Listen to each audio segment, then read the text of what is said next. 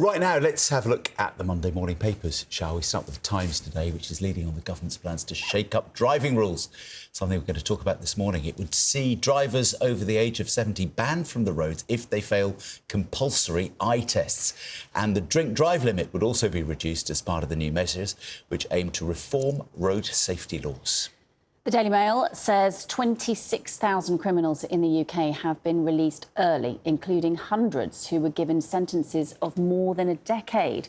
The early prison release scheme was introduced by the Justice Secretary in September. The paper reports that 248 convicts who were originally sentenced to 14 years or more have already been released.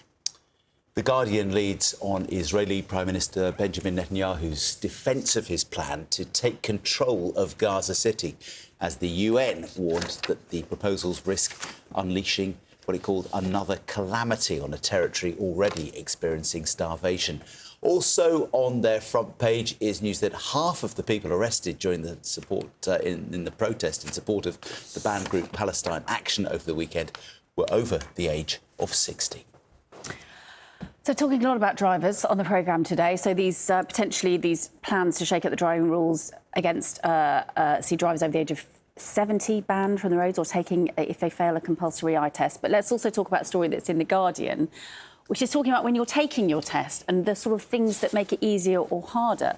And according to a transport research group, they said that actually to avoid potential anxiety, it should be asked whether a candidate would like their examiner to be more chatty or more formal, sort of depending on how you react to those cues. And they're saying that men and women react to cues in a very different way, that men less likely to be affected by their examiner, whilst women, generalisation here, obviously, are more likely to interpret an examiner's behaviour and demeanour, and that might prompt self-doubt and worry. They say that female candidates generally do much better than blokes on the theory test, but then more men tend to pass the actual practical test and say what can be done, what to redress that. So, it's really interesting, isn't it? Would you rather have a chatty or a more formal, quiet examiner? I don't know, I think I prefer chatty. Really? Yeah, to kind of relax me, and so I'm not second-guessing everything I do, like my three-point turn.